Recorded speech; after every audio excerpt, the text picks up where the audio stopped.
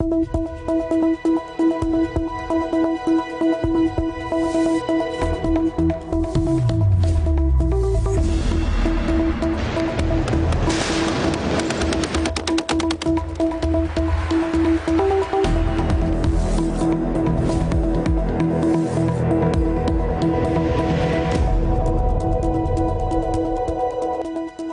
estos resultados tan fantásticos para el PSOE y para el Gobierno, pues creemos que al señor Sánchez le debe faltar tiempo en este momento para convocar elecciones.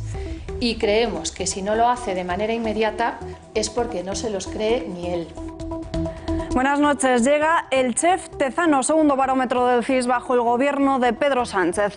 Las acusaciones de manipulación y de cocina se hacen cada vez más fuertes. Este CIS es el sondeo del dirigente socialista que Sánchez colocó al frente del CIS, a José Félix Tezanos, que premia al Partido Socialista y que castiga al Partido Popular. Otorgan un 36,1% al Partido Socialista. Puede ser que la próxima vez le den un 100%.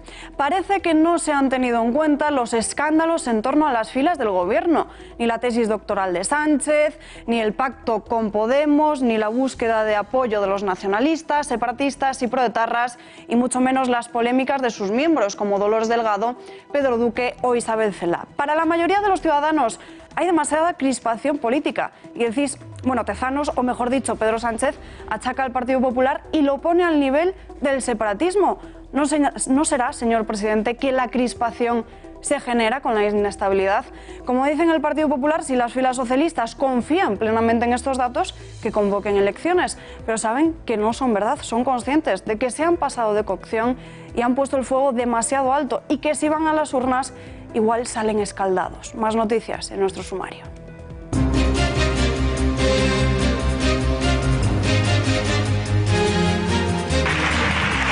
¿Usted no se da cuenta que es partícipe y responsable de un golpe de Estado que se está perpetrando ahora mismo en España? Debería dar cuenta.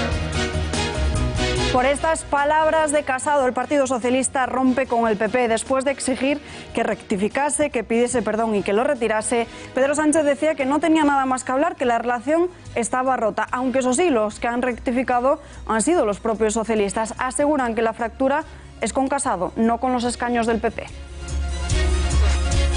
No podemos romper, evidentemente, con los escaños del Congreso de los Diputados, pero es absolutamente entendible, yo creo que lo entiende casi cualquiera, que el presidente del Gobierno no puede aceptar, representando a todos los españoles, que alguien le diga golpista.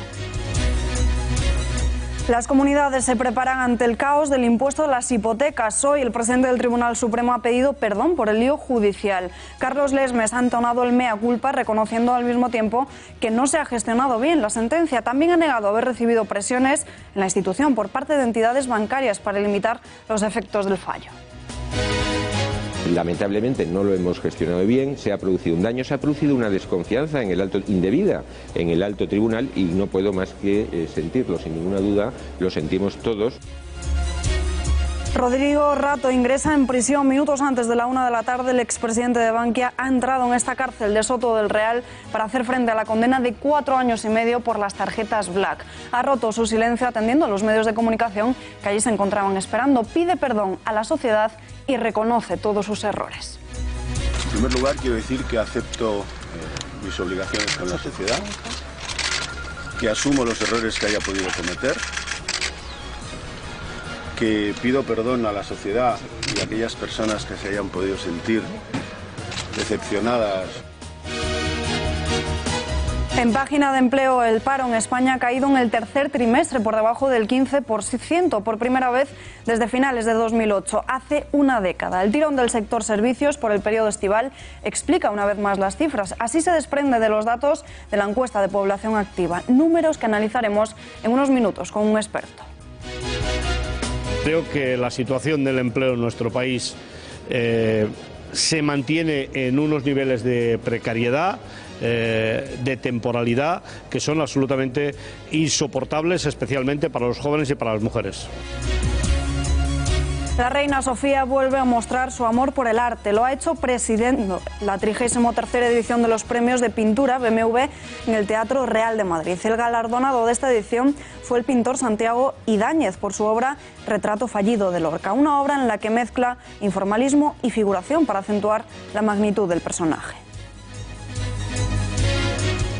Alerta amarilla en las Islas Canarias, en Lanzarote, Fuerteventura, Gran Canaria y Tenerife. No cesan las fuertes precipitaciones. Lluvias torrenciales que han provocado que una mujer de mediana edad fuera llevada por la corriente en una riada de Tenerife, pero afortunadamente los bomberos la han podido rescatar.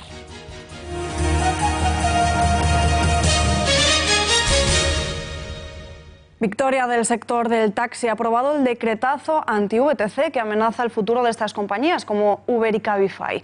El ministro de Fomento, José Luis Ábalos, ha asegurado que hace tiempo que aprendió a no importarle los comentarios ajenos en referencia a esta convalidación del Real Decreto sobre taxis y vehículos con conductor. El cambio tecnológico, los smartphones y las apps han mutado la naturaleza del servicio de VTC. Antes no era un servicio de transporte urbano semejante al del taxi, y ahora indudablemente sí. Es necesario, por tanto, abordar el problema desde una perspectiva global, y para ello este Real Decreto Ley entiendo que da una solución completa y, sobre todo, perdurable. El rápido crecimiento de esta modalidad de transporte, evidenciado por los datos estadísticos, pone seriamente en peligro la eficacia de cualquier política abordada en el ámbito local destinada a racionalizar el transporte urbano y metropolitano, y con el agravante de que las administraciones locales y autonómicas no tenían ninguna herramienta de actuación sobre los servicios VTC. En Ciudadanos son críticos, achacan que este decreto lo único que hace es avivar el problema, dividir el mercado y generar más dudas. No podemos estar de acuerdo en que destruyan la unidad de mercado. Mire, ustedes, ante el problema que le han generado sus socios en Barcelona, dividen el problema, con lo cual lo multiplican. Usted ha hablado de un marco regulatorio coherente, ha dicho evitar un goteo de medidas, y entonces esta es la solución que dan. ¿Cuántas normativas vamos a tener? ¿Le parece buena idea? Cuando en Europa tiende a la homogeneidad normativa para tener mercados más amplios y más competitivos. El apoyo de Podemos al sector del taxi era algo más que sabido. Rafael Mayoral, el portavoz de este grupo en el Congreso, ha querido poner en valor que las manifestaciones sirven para algo. Defiende todos los esfuerzos de este sector durante los últimos meses. En primer lugar, me gustaría agradecer los esfuerzos del sector del taxi, los esfuerzos de la gente que trabaja y que defiende sus puestos de trabajo y sus condiciones de vida frente a los ataques de las multinacionales. Aquellos que han estado haciendo pedagogía popular en nuestro país, defendiendo un sistema fiscal progresivo frente a las grandes transnacionales con sedes en paraísos fiscales que tienen modelos de economía extractiva y que tienen una de sus finalidades la elusión fiscal. Y en el Élite Taxi han pedido que se empiece a regular cuanto antes la actividad de estos vehículos con conductor. Ya desde primera hora de esta mañana esperaban que este decreto saliese adelante para así poder paralizar a aquellos que querían, dicen, destruir a su sector. Pues nuestra postura esperamos que salga a favor. Nuestra postura es favorable a ese Real Decreto que lo hemos pedido para que de una vez por todas los territorios, las ciudades puedan regular los vehículos que circulan por sus territorios y ordenar el transporte de vehículos, turismo, porque el taxi es un servicio público que llevamos funcionando más de 100 años en las ciudades y queremos seguir funcionando como garantía del usuario. Increíbles los resultados que arroja el último barómetro del CIS, el CIS de Tezanos y del Partido Socialista. Vamos a ver todas las cifras. Si a día de hoy se produjeran unas elecciones en España, el partido de gobierno de Pedro Sánchez obtendría un 36,1% según este barómetro. Este sondeo del dirigente socialista que Pedro Sánchez colocó al frente del CIS, José Félix Tezanos, premia al Partido Socialista y castiga al Partido Popular, un Partido Popular desbancado además por Ciudadanos, que ascendería hasta una segunda posición con el respaldo de un 21% de las papeletas. En las urnas, el partido de Pablo Casado estaría a casi 3 puntos por debajo, con un 18,2. Por su parte, Podemos y sus confluencias se mantienen en una cuarta posición con un 17,3% de los votos en unos supuestos comicios. Vox, además, le otorga 1,4. Pero en este sondeo no se plasma en ningún momento ni los escándalos del supuesto plagio de la tesis doctoral de Pedro Sánchez, ni los pactos con los golpistas, ni los escándalos de las filas del Gobierno. Parece que Tezanos se ha pasado de cocción en esta encuesta, como decíamos al principio de este informativo. Y no solo esta estimación de voto, parece también que Pedro Sánchez no le afecta en absoluto nada, sino que le da incluso más votos e incluso mejor valoración como líder político. El socialista encabeza la lista de los mejores con un 4,16, aunque eso sí, para que no se note mucho, no le han aprobado. No aprueba ningún político español. Veamos ya qué nota le ponen al resto de los líderes. Albert Rivera sigue al presidente del Gobierno con una nota de 3,85, una nota que baja desde el anterior barómetro del CIS. Le sigue Pablo Iglesias con una nota que se queda en el 3,29. Y Pablo Casado cae a una cuarta posición, a un 3,25. Antes tenía un 3,56. Y vamos ya con las principales preocupaciones de los españoles. Encabeza la lista de las inquietudes el paro, con un 59,8%. Otro de los principales problemas, la corrupción, 30,5%. Le sigue también los partidos políticos, con un 27,8%. Y ya terminando aquí, economía con un 21% y la independencia de Cataluña, que asciende hasta una quinta posición con el 12,2%, es decir, el quinto quebradero de cabeza para los españoles. Y analizamos todos estos datos con el sociólogo Rubén Tamboleo. Señor Tamboleo, muy buenas noches. Buenas noches. Bueno, según este barómetro, el CIS pone como primera fuerza al Partido Socialista. ¿Qué es lo que pasa? ¿No se tienen en cuenta los escándalos de la formación o es que, como acabamos de decir, se ha pasado cocinándola un poco Tezanos? Sí, bueno, me alegra que el Partido Popular vea Intereconomía, porque hace un mes nosotros justamente decíamos, como uno de los principales análisis, que si estos datos fueran verdad, que convoque elecciones inmediatamente, ¿no? Creo que esta ha sido la principal respuesta comunicativa del Partido Popular hoy, pues en este caso, de septiembre a octubre, eso no habría cambiado, ¿no? Si estos datos fueran verdad, puede ahora mismo convocar elecciones. Puede que en algunas cuestiones se pase de frenada, pero en todo caso lo que están publicando son muchos datos, y hay unos que son los más crudos y otros otra vez que son ya la estimación propia que decide hacer, en este caso, este famoso sociólogo José Félix Tezanos, con esta vinculación política que también tiene, ¿no? Entonces yo sí que invito a mirar los datos más crudos, que es donde nos puede dar a todos los que hacemos este tipo de análisis más pistas de por dónde están las cosas. La estimación, desde luego, es más subjetiva y, como el propio CIS indica, los datos son públicos y además es una estimación que hace con estos datos más crudos de lo que dice la gente, más la simpatía, que es una de las formas que se puede hacer. Hablando de análisis, curioso un estudio que ha realizado el diario El Confidencial, que ha estudiado los 31 últimos barómetros electorales y que desvela de media que el nuevo sistema da 4 puntos de más al Partido Socialista y 3 menos al Partido Popular, sobre lo que daría un CIS normal, ya propiamente cocinado, por así decirlo. ¿Se está destrozando la credibilidad de este barómetro? No, porque si entramos dentro vemos cómo se ofrecen todos los datos e incluso creo que se pueden pedir en absolutamente las 3.000 entrevistas cómo se dan los resultados y se pueden analizar.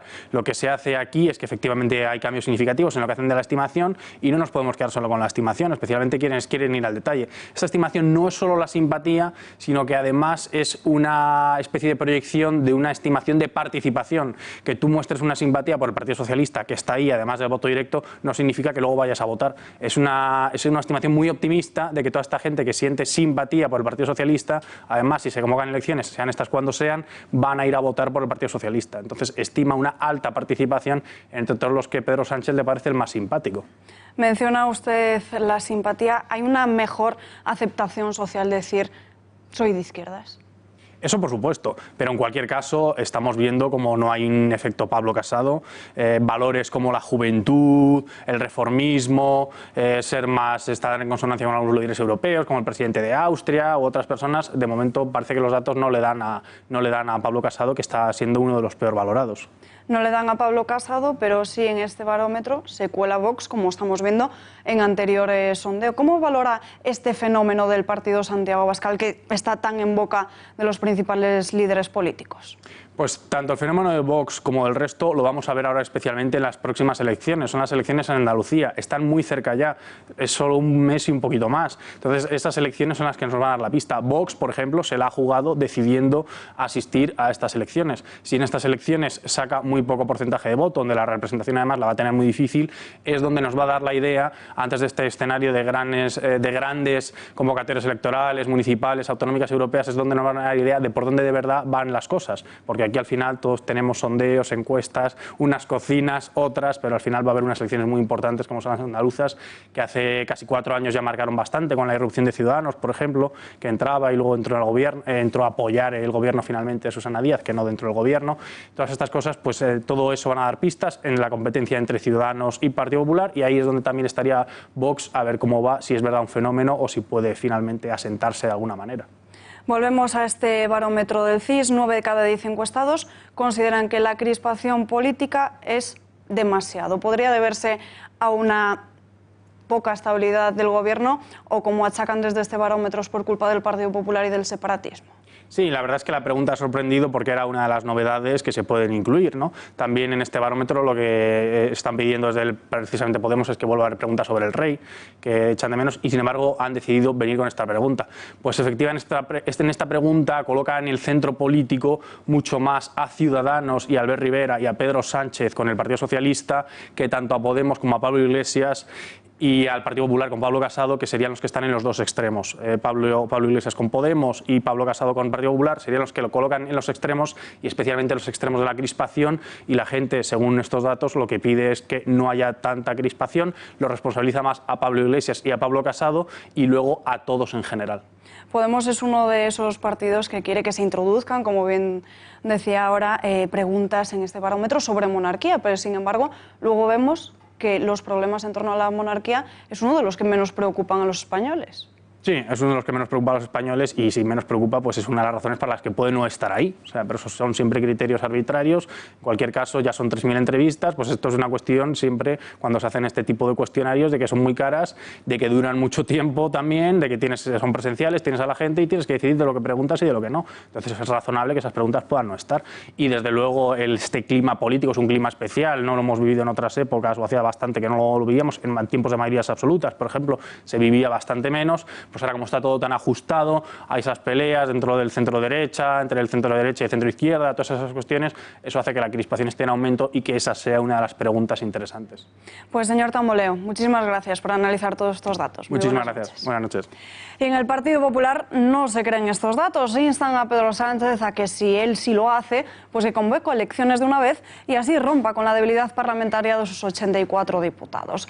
Las filas de Casado no confían en este CIS, creen que se debe a una artimaña más del socialismo para poder convertir este barómetro en una máquina electoral y dar una imagen a los ciudadanos de que todo va bien. En el PP no dan crédito.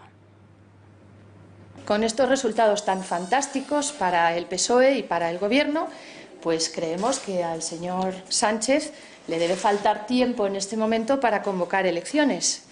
Y creemos que si no lo hace de manera inmediata es porque no se los cree ni él. El Partido Socialista también ha destrozado la credibilidad del CIS. Les ha faltado decir: Pedro Sánchez ganó el debate. Gabriel Rufián, el político mejor valorado por los españoles. El PSOE gana con mayoría absoluta. Los españoles aprueban negociaciones de presupuestos generales del Estado de Iglesias en la cárcel. Lo del CIS y Tezanos es pura basura demoscópica, más propia de un país bananero que de una democracia occidental. Es parte de la factoría de fakes del gobierno que cuesta más de 3,5 millones de euros. El gobierno tramposo y mentiroso. Si fuera verdad, Z. Pedro habría convocado elecciones ya. Tampoco se fían en Ciudadanos, ponen de manifiesto y siembran la sospecha y la duda sobre el responsable del centro, sobre José Félix Tezanos. El exmiembro del Ejecutivo del Partido Socialista, para José Manuel Villegas, ha cocinado los datos a su gusto, mejor dicho, a gusto de los intereses del partido del Gobierno. La valoración tiene que ser bastante parecida a la que hicimos el mes pasado. Este CIS sigue siendo una broma en manos de Tezanos, en manos del sanchismo, y sería una broma si no fuera porque es una broma pagada con dinero público, porque es una broma pagada por todos los españoles que tenemos que pagarle la estrategia al señor Sánchez, que ha ocupado las empresas públicas, ha ocupado los organismos públicos y que ha ocupado también el CIS.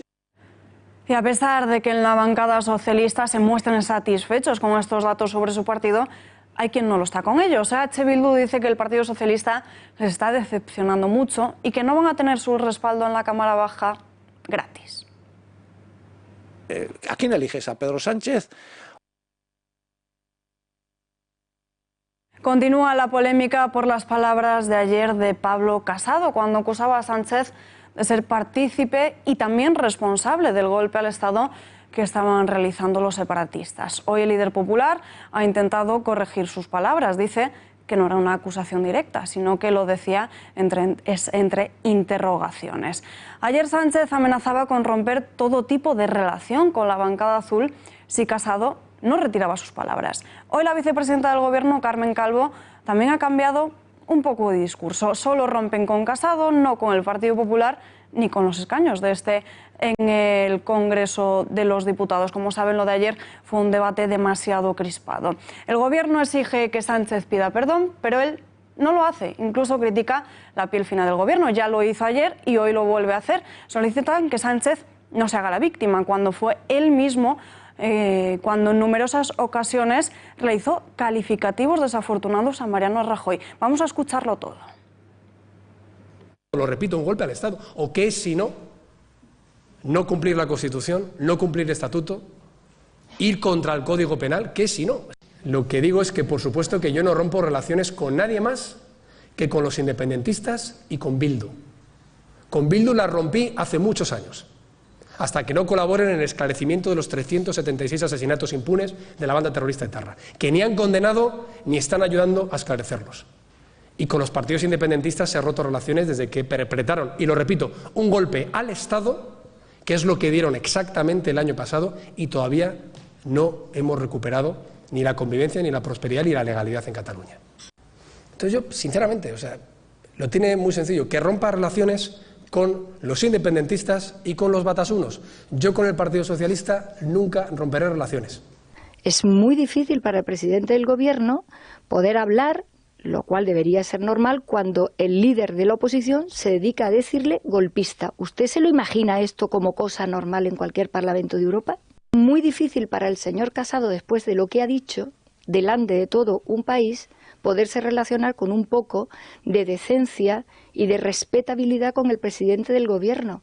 Están sentados en este momento trabajando. Nosotros no podemos romper, evidentemente, con los escaños del Congreso de los Diputados, pero es absolutamente entendible, yo creo que lo entiende casi cualquiera, que el presidente del Gobierno no puede aceptar, representando a todos los españoles, que alguien le diga golpista.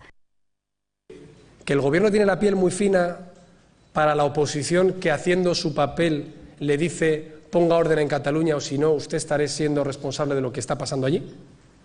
Y sin embargo no dicen vamos a romper con Torra porque ha amenazado con atacar el Estado, o vamos a romper con Tardá porque ha dicho que hay diputados en la Cámara que quieren fusilar a no sé quién, o vamos a romper con Otegi porque está pidiendo acercamiento de presos e impunidad. Pedro Sánchez se indigna por unos reproches muy similares a los que salieron de su boca en enero de 2016. Declaraciones pronunciadas en su primera época al frente del partido. Escuchen cómo acusaba a Mariano Rajoy de alentar al separatismo. Ahora es él el que llega a la Moncloa de la mano de ellos. Si haces una encuesta entre los independentistas, ¿a quién van a querer al frente de la Moncloa 4 años más? ¿A Mariano Rajoy? Si Mariano Rajoy es el Red Bull de los independentistas, les da alas. Analizamos todo ello en la lupa de Rafa Núñez Huesca. Rafa, muy buenas noches. Muy buenas noches, Alba. Me reía de esto del Red Bull que le da alas, que es muy ingenioso el presidente del Gobierno, sí. ¿Se equivocaba Casado al decir que Sánchez es responsable del golpe al Estado? Bueno, pues cada uno tiene su opinión personal. Yo tengo la mía propia, pero lo que vamos a intentar es que ustedes puedan hacerse su propia opinión en base a una serie de criterios y de argumentos objetivos. Me gustaría que para eso vieran la siguiente imagen, que no es otra cosa que un titular de prensa en el que se anuncia, en este caso por parte del diario El País, que Pedro Sánchez reconoce a Cataluña como una nación. Esto alguien podría interpretarlo como una cesión. El líder de la oposición, Pablo Casado, ayer se refería a Pedro Sánchez como partícipe del golpe de Estado. Bueno, pues en esta sección vamos a intentar analizar si tenía o no razón. Por de pronto, ya sabemos que Pedro Sánchez, el actual presidente del Gobierno, reconocía una condición que los nacionalistas llevan exigiendo desde hace mucho tiempo, que es la condición de naturaleza de nación para Cataluña. Pero no es la única exigencia que se ha visto reconocida por parte de Pedro Sánchez. Vean lo siguiente. Esto es: la Generalitat responde al Gobierno que la reapertura de embajadas sigue en marcha. No sé si se acuerdan ustedes que el Gobierno del Partido Popular, por medio del artículo 155, cerró lo que los nacionalistas llaman su propia diplomacia, el Diplocat, es decir, la paradiplomacia independentista. Bueno, pues parece que las embajadas, entre comillas, están reabriéndose con el beneplácito del Gobierno de Pedro Sánchez. Ya vamos por la segunda concesión, por el segundo argumento favorable a la tesis de Pablo Casado. Recordemos la tesis según la cual Pedro Sánchez estaría siendo partícipe del golpe de Estado. Pero hay más, vean. Pedro Sánchez defiende un referéndum por el autogobierno de Cataluña. Sea por lo que fuere, por el autogobierno, por la autodeterminación, por la secesión, está, una vez más, concediendo, dando gusto al separatismo, concediendo, como digo, una de sus exigencias, que es celebrar un referéndum en Cataluña. Esta es en este caso ya la tercera concesión del presidente del Gobierno a los separatistas. Y por lo tanto, el tercer argumento favorable a la tesis de Pablo Casado. Pero hay más. Este es el diario ABC, en el que anunciaba hace un par de meses: comienza el traslado de los políticos presos a las cárceles catalanas. Así será el camino. Una concesión más, la cuarta, y solo llevamos unos pocos minutos, del presidente del Gobierno, Pedro Sánchez, a los separatistas. ¿Esto es complicidad con el golpe de Estado? Bueno, pues esto queda a su propio criterio, pero lo que está claro es que Pablo Casado no hablaba a humo de pajas, estaba hablando en base a una serie de criterios y de argumentos, de cesiones muy concretas, pero esta, que ven, no es la última. Vean la siguiente. Este también es el diario El País. Miquel Iceta, que es el secretario general del Partido Socialista de Cataluña, advierte que indultar a los líderes secesionistas podría ayudar a cerrar heridas. Es decir, ya estamos hablando de indultos. El Partido Socialista de Cataluña no fue en ningún momento llamado al orden por el Partido Socialista, es decir, por Pedro Sánchez. De manera que ya llevamos el quinto argumento que podría, de alguna manera, abundar en la tesis de Pablo Casado. Pero hay más, porque si Miquel Iceta abundaba por el indulto, incluso la vicepresidenta, por mejor decir, del Gobierno, Carmen Calvo, como ven ustedes, dice que si el juicio a los soberanistas tarda, no sería lógico alargar la prisión preventiva. Esto, Alba, podría considerarse la sexta razón por la que Pablo Casado no desvariaba demasiado cuando ayer se refería a Pedro Sánchez como cómplice del golpe de Estado. Pero hay una más.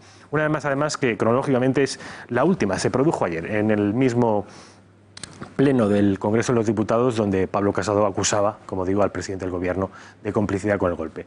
Vean al presidente del Gobierno desmontar, siendo él un político, no un jurista, desmontar jurídicamente el criterio que viene manteniendo la Fiscalía hasta el día de hoy, un criterio según el cual los separatistas, ahora mismo presos, habrían cometido un delito de rebelión. El presidente del Gobierno, como digo, desde la tribuna de oradores del Congreso, se dedica a restarle argumentos a la Fiscalía que, por cierto, controla el Gobierno.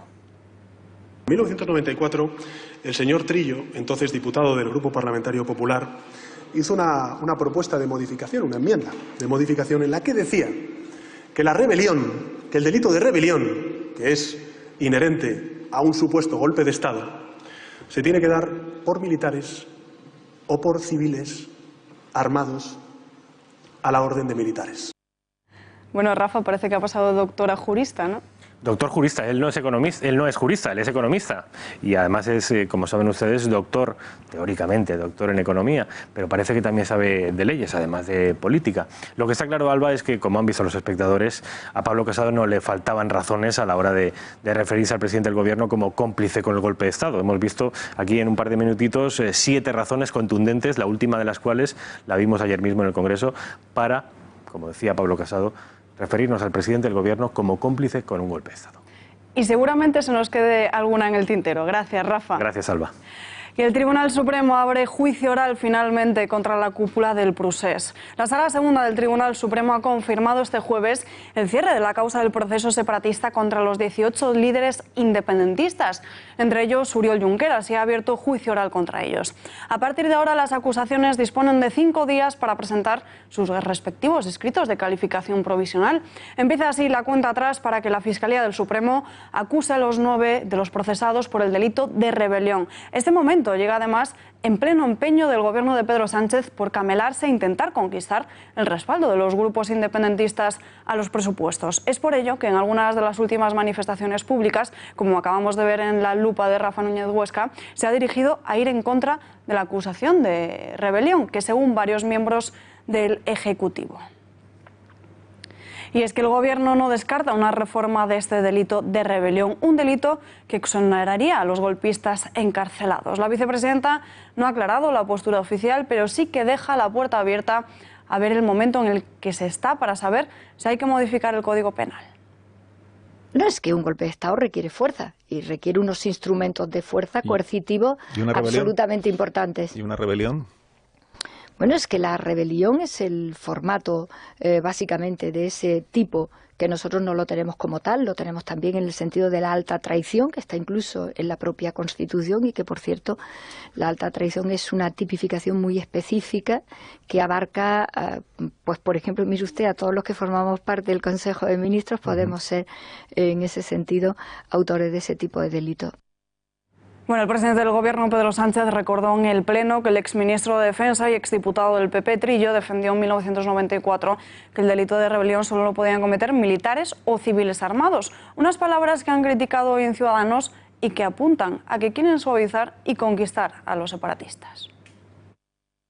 Valoran cómo un juez tiene que decidir o no una prisión preventiva o valoran cómo un fiscal tiene que acusar o no en un procedimiento y por lo tanto nosotros nos vamos a apartar de eso y lo vamos a denunciar porque ese tipo de opiniones, insisto, por parte de personas que tienen responsabilidades en el Gobierno de España no se puede calificar de otra forma como de intentar ingerir en el Poder Judicial y seguramente a cambio de pagar los servicios, de pagar los votos de los separatistas que permiten a Sánchez seguir atrincherado en la Moncloa. Como no podía ser de otra forma, el presidente de la Generalitat ha calificado de infamia la decisión del Alto Tribunal de mandar a juicio a los líderes separatistas. Usa el discurso de que este proceso judicial es contra más de 2 millones de catalanes. Hoy el Estado español abre juicio oral no contra 9 políticos catalanes, sino que los abre contra más de 2.300.000 votantes que votaron en el referéndum. Creo que es muy importante tener esto en cuenta y que sepa el Estado español de que los catalanes no vamos a aceptar en absoluto ninguna sentencia que no sea la de la libre absolución de los encausados. En el bando separatista se muestran descontentos, dicen que estas acciones son una vergüenza y piden que se retiren las acusaciones de rebelión y sedición. Un paso más en la vergüenza democrática que representan este juicio, que no por esperado lo hace menos vergonzoso, por lo tanto pues hoy tenemos la muestra además de que la separación de poderes no existe en el Estado español. Primero hemos sido avisados por el Gobierno. Nosotros insistimos en la mayor, no hay hechos, no hay causa, no puede haber sentencia y no puede haber condena y de aquí no nos moveremos. La democracia española debería hacer un acto de profunda reflexión de si lo que ha visto, lo que ha vivido, lo que ha perpetrado en el último año se siente cómoda o no. Abrimos ya página económica porque los síntomas de la desaceleración en la economía ya se empiezan a notar en el empleo. Hoy hemos conocido los datos de la encuesta de población activa, de la que se desprende que la tasa de paro cae en un 15% por primera vez desde 2008, pero estos datos no son tan buenos como cabría esperar. Y es que el desempleo baja, pero mucho menos que antes. El frenazo del turismo se ha hecho sentir de manera muy notable en estos datos. Aumenta la ocupación, pero mucho menos que en años anteriores. Es el peor tercer trimestre en ocupación desde 2016. Estos 3 meses de julio, agosto y septiembre tan solo se han creado 183.000 puestos de trabajo frente a los 235.000 del año pasado y los 226.000 de 2016. En lo que respecta al paro, el número de desempleados ha caído en 164.000 personas y deja la tasa en el 14,55%, su menor valor desde el cuarto trimestre de 2008. Tiempo ahora de analizar estos datos y para ello nos vamos en directo con Carlos Martínez. Señor Martínez, muy buenas noches. Buenas noches. Los datos lo dejan claro, el paro baja, pero menos que antes. Hay un frenazo, ¿no? Desde luego, hemos evidenciado peores datos que en el 2017 y peores que en el 2016. Hemos visto que se ha creado menos empleo, hay más parados que en proporción que los años anteriores y todo eso no es más que la continuación del último año que no está siendo tan bueno como se esperaba y la ralentización del mercado laboral es clara, evidente y ahí tenemos los datos. En esta ocasión estos datos de la encuesta de población activa no han sido todos lo buenos que cabría esperarse. ¿A qué se debe? ¿A la bajada del turismo quizás? Por un lado la bajada del turismo, pero también hay datos macroeconómicos, tanto externos como internos, que hacen que haya una ralentización en general de la economía y por tanto del empleo. Ha bajado el índice de confianza de los consumidores, las ventas han bajado, el crecimiento económico es menor, el petróleo ha subido, los tipos de interés parecen que van a subir y todo eso es un cóctel que al final tiene como consecuencia esto que nos está pasando. También viejos conocidos, precariedad y empleo barato con bajos sueldos, de baja cualificación, consecuencia también de la baja productividad. ¿Ha aumentado la tasa de temporalidad o no? La tasa de temporalidad más o menos se mantiene constante. Hubo un pequeño repunte mejorando el mes pasado porque hubo una comunicación del Ministerio de Trabajo a las empresas que estaban incumpliendo sus obligaciones contractuales, diciéndoles que se tenían que poner al día y hacer esos contratos indefinidos, pero al final la temporalidad no solamente está asociada al turismo, sino también al sector de educación, a la salud, y eso hace que sea un mal endémico del tejido empresarial español. La COE cree que hay que llevar a cabo medidas que impulsen la actividad económica, que reduzcan la tasa de paro. ¿Qué pasos habría que dar entonces? Desde luego, uno de los principales problemas que tenemos es las políticas de empleo, activas de empleo, que no funcionan, con lo cual tendríamos que mejorar esas políticas activas de empleo. Los servicios de empleo público deberían funcionar como verdaderas agencias de colocación. La formación que se da a los desempleados debe estar claramente orientada a que encuentren un trabajo y a darle competencias que el mercado laboral demande, y mientras esto no ocurra entraremos en el problema que venimos sufriendo hasta ahora. Estamos a las puertas de una nueva recesión, tal y como apuntan algunos analistas. ¿Volveremos a ver crecer las cifras de paro en los próximos meses? Yo no hablaría de una recesión, yo hablaría de una ralentización. Yo creo que va a ser una caída suave, pero sostenida en el tiempo. Veremos que en el 2019 probablemente el crecimiento se sitúe en el 2,2, 2,3%. En el 2020 bajará al 1,8, 1,9 y al final todo esto, desgraciadamente, tenemos que tener un impacto directo en la creación de empleo, porque no olvidemos la relación directa que hay entre el crecimiento económico y la creación de empleo, de forma que si la economía deja de crecer, el empleo dejará de crecer. Señor Martínez, gracias y muy buenas noches. Buenas noches. Poniendo el foco en la velocidad y la calidad, el Gobierno ha valorado positivamente estos datos de la encuesta de población activa. Aunque eso sí, la ministra de Hacienda, María Jesús Montero, muestra como prioridad combatir el paro y dice que para ello es necesario reorientar la política económica para crear puestos de trabajo dignos. Bueno, yo creo que son datos que hablan de la tendencia en relación con la caída del desempleo. Saben que el compromiso del Gobierno sigue siendo día a día, minuto a minuto y en todas las políticas, combatir uno de los principales problemas que tiene nuestro país, como es el desempleo, y por tanto para nosotros desde el ámbito presupuestario hasta la planificación estratégica del sector industrial, que hablábamos en la conferencia hoy del líder de la UGT, son prioridades para conseguir no solo que vaya cayendo el desempleo, sino que lo haga a una velocidad. A pesar de que la tasa haya aumentado, los sindicatos les continúan preocupando la temporalidad. En UGT y comisiones obreras continúan pidiendo apostar por reformas de fondo para conseguir más empleo y de mayor calidad. Bueno, yo creo que la EPA refleja lo que por otro lado veníamos viniendo. Hay una desaceleración desde el punto de vista de la creación de empleo, se crea menos empleo.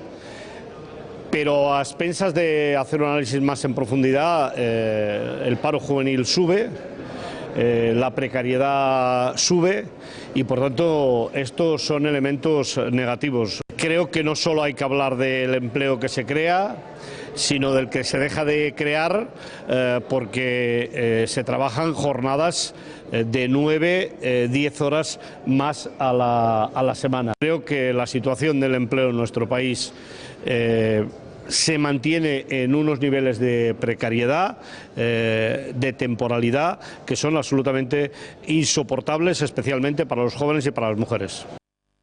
Seguimos analizando la actualidad económica con un habitual de los jueves, Lucio Muñoz, analista económico y consultor de empresas. Señor Muñoz, muy buenas noches. Buenas noches, Alba. Un placer como siempre.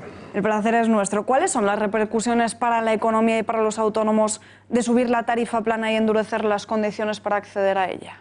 Pues evidentemente es una medida contraria a la creación de empleo, contraria también a la creación de empresas y, por supuesto, a la creación de negocios y, sobre todo, pues es una norma, es una medida que potenciaría el fracaso empresarial. Recordemos que esta tarifa plana, que la impuso el anterior gobierno, en el primer tramo, es decir, en los 12 primeros meses, se paga 50 euros de cuota a la Seguridad Social al mes. Y fue un éxito dentro de las posibilidades que nuestro país ofrece.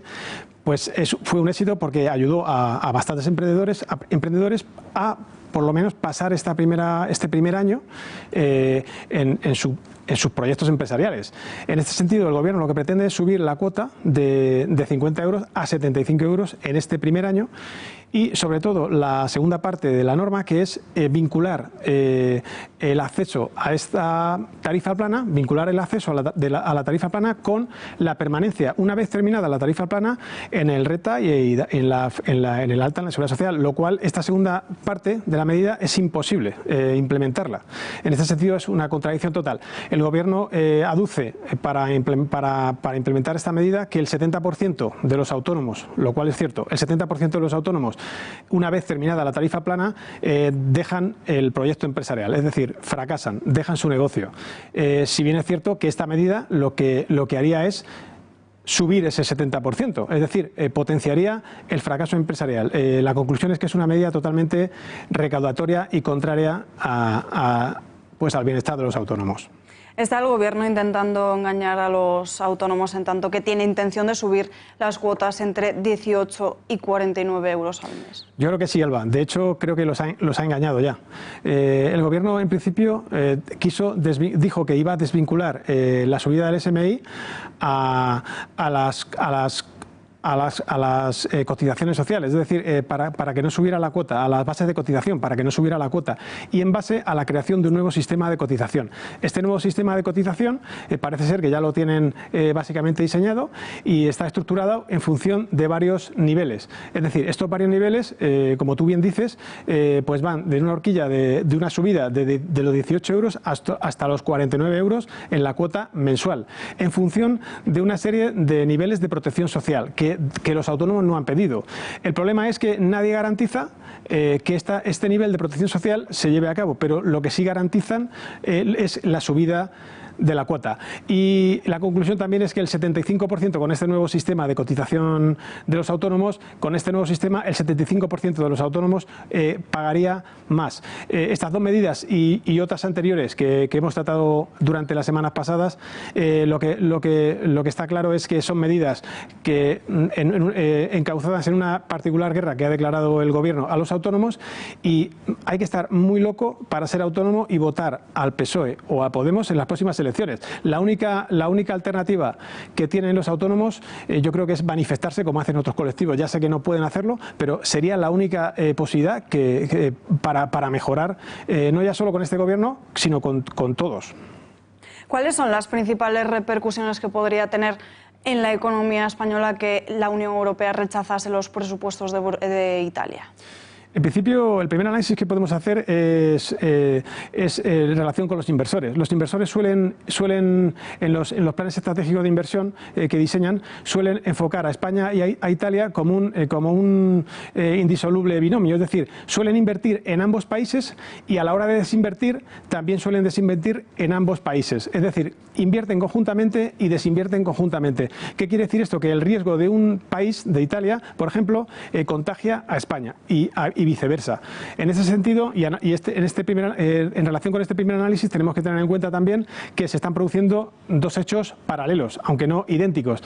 Y tanto en cuanto Bruselas ha rechazado el presupuesto de Italia, alegando que incumplirá el déficit y, por supuesto, porque es contrario a las normas del euro, y también no ha rechazado los presupuestos de España, pero sí que le ha dicho al Gobierno que hay 16.000 millones de euros de gasto público para los cuales no hay ingresos. En este sentido, también esto ha producido la subida de la prima de riesgo de Italia hasta los 300 puntos, pero también la española, porque desde el acuerdo presupuestario la prima de riesgo española ha subido, estaba por debajo de los 100, ha subido hasta los 120 y ha rondado los 130 y 140. Pero ¿qué puede pasar si estos presupuestos salen adelante y el BCE, tal y como ha dicho hoy en su Consejo de Gobierno, aunque ya lo había dicho anteriormente, renuncia a la política expansiva de compra masiva de deuda? Pues evidentemente lo que podría pasar es que, ya que no embrida Bruselas a los partidos populistas de estos dos estados, sí que lo harían los mercados, es decir, los inversores. En este sentido, lo que podría pasar es que la prima de riesgo subiera tanto en España como en Italia y que los ahorros de los inversores, pues evidentemente, de cualquier ciudadano español, estarían en serio riesgo. Y podría pasar, pues Dios no lo quiera, pero podría pasar pues lo que ocurrió en Grecia. Pues señor Muñoz, se nos acaba el tiempo. Gracias y muy buenas noches. Muchísimas gracias, Alba. Problemas legales para Podemos es algo lógico, pero que sabemos, pero parece que es poco moral decir que los hombres no son iguales que las mujeres. Es cuestión de naturaleza, pero en las filas moradas se empeñan en querer mostrar desigualdades y para ello han usado la imagen de una persona a la que no le han pedido permiso. Editorial con Rafa Núñez Huesca.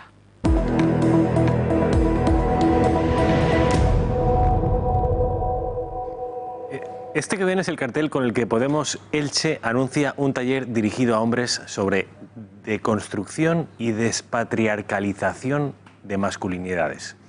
Se trata, como ven, del cantante y presentador Bertín Osborne, con el torso desnudo, un hombre, como ven, de pelo en pecho, y es un icono, además, para todo el mundo podemita, del macho ibérico, un anatema en los tiempos que vivimos.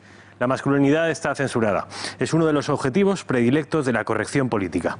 Hace algunos días, un municipio murciano, en un alarde de valor, se atrevió a celebrar el Día del Hombre y generó, como se podrán imaginar ustedes, una enorme conmoción en las redes sociales y en los medios de comunicación. Una conocida periodista comparó incluso el Día del Hombre con el Día del Terrorista. Ser hombre hoy en día es estar bajo permanente sospecha. El feminismo es uno de los aspectos blindados por la corrección política. Mas no es el único. La ideología de género, las razas, el animalismo, el ecologismo, el feminismo, todo es incriticable bajo amenaza de ser enviado al averno. Incluso valores que siempre estuvieron vigentes y fueron respetados, hoy son del todo reprobados y tenidos casi como medievales. Hoy, por ejemplo, nos reímos del honor, pero luego nos sorprende encontrar a corruptos entre nosotros. Hoy, por ejemplo, nos reímos del patriotismo, pero luego, Alba, nos extraña y nos sorprende que haya separatismo. Sin duda. Rafa, gracias. Gracias. Y el director de operaciones El Pozo Alimentación, Juan Pedro Florido, acaba de ser nombrado nuevo presidente del Grupo de Diálogo Civil del sector porcino de la Comisión Europea por mayoría absoluta. El Grupo de Diálogo Civil es el foro oficial que analiza con la Comisión Europea todos los aspectos relevantes para el sector porcino, como la situación de los mercados, el comercio internacional o el bienestar animal, y está organizado por la Dirección General de Agricultura. Está formado además por las organizaciones representativas del sector productor, comercializador, comercio e industria, además de ONGs, medioambientalistas y representantes de los consumidores. Para Florido, esta nueva responsabilidad supone un enorme reto que aborda con gran ilusión, dada la importancia económica y social, dice, que tiene el sector. Añade además que va a trabajar intensamente para mantener sus altas cotas de transparencia, calidad, seguridad alimentaria, bienestar animal y respeto medioambiental, que lo hacen, dice, muy competitivo a escala internacional. Y nosotros nos vamos ya, les espero mañana a las 8:30. Mientras tanto, Tiempos Modernos y El Gato al Agua. Que tengan una buena noche.